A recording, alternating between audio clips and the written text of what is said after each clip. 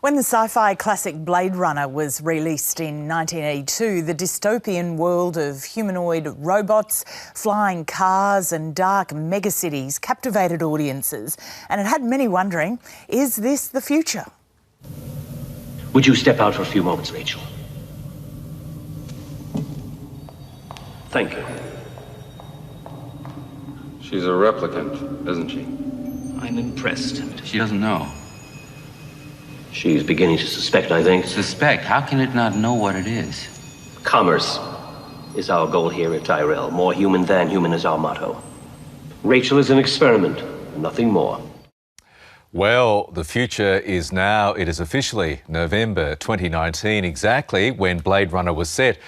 Has it been on the money with its predictions? Well, let's find out. We're joined now by futurist Anders Sorman-Nielsen from Sydney. Anders, good morning to you. G'day, g'day. So here we are. Let's go through some of the hypotheticals set in Ridley Scott's film, including all these humanoid replicants, human-like replicants populating the Earth. How much was he on the mark there? Well, again, this might be difficult to know because this might be that very famous interview section from the movie, and we don't know who's interviewing whom. No, but jokes aside, the replicant thing hasn't emerged quite yet. And I think it's important whenever we talk about science fiction really is the literature of ideas. And certainly scenarios, plausible or otherwise, scenarios for the future based on present day technologies. So certainly the idea of the replicant is not quite yet here, but of course there are companies in Silicon Valley doing their best to create both artificial intelligence, such as displayed through, say, your Siri phone, but also trying to create more general artificial intelligence as well.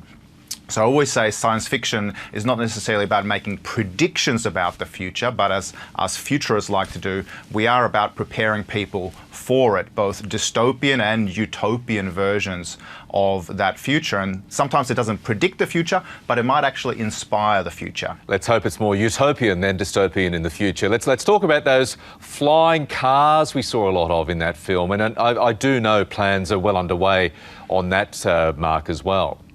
Yeah, and of course, Melbourne is one of the showgrounds or one of the testing grounds, one of 3 around the world that Uber has selected to try flying taxis by 2023. In Tokyo, it's a bit ambitious, 2023, though, don't you reckon? Well, maybe not. I mean, this is all about directional movements in terms of innovation, and we have to remember that whenever it comes to technology, we're really on an exponential growth curve where the power of technology is doubling every 18 to 24 months. And in fact, in Tokyo, there is hopes that the Olympic torch will be flown by a human in a flying drone in next year's Olympics. And of course, in Dubai, these technologies, flying cars, are already being tested. So I don't think we're actually that far off the mark when it comes to flying cars. OK, watch that space. We did see a pretty miserable, dreadful climate in Blade Runner, predicting ahead to November 2019. And while it's not as bad as what's depicted in the film, as you know, Anders, as everybody knows, climate's still very much a centre of conversation now. Yeah, and of course, my Swedish colleague Greta Thunberg, a great teenage girl from Sweden, has certainly raised a lot of the awareness around the slippery slope that we're on right now in terms of climate change.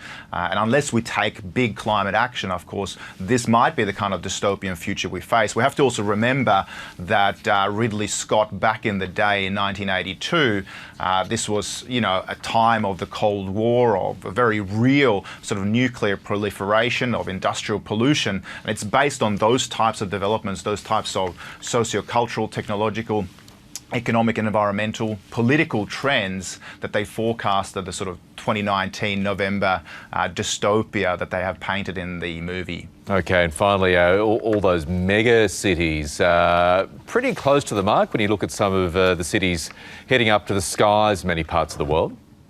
Yeah, absolutely. And not only are those super cities, whether it be Shanghai or San Francisco, for example, not only are they an emergence that's building up towards the sky, but increasingly these cities are becoming smart, and they are being, you know, embedded with sensors all around, so that, you know, hopefully we can combat real sort of environmental and polluting trends through smart sensors, by better choices in terms of traffic and by reducing traffic through smarter technologies. Like here in Sydney, we have a great collaboration with Kia Ride, Keolis, Downer and New South Wales Transport, which is solving for last mile problems by using new types of technologies, collaborations between car sharing scheme to reduce the number of cars on the roads, and of course using our mobile devices to make sure that we can get on-demand transport at any time, thus reducing traffic. I've got one prediction for my short-term future, Anders. I'll be watching Blade Runner again on the weekend on the back of this jet.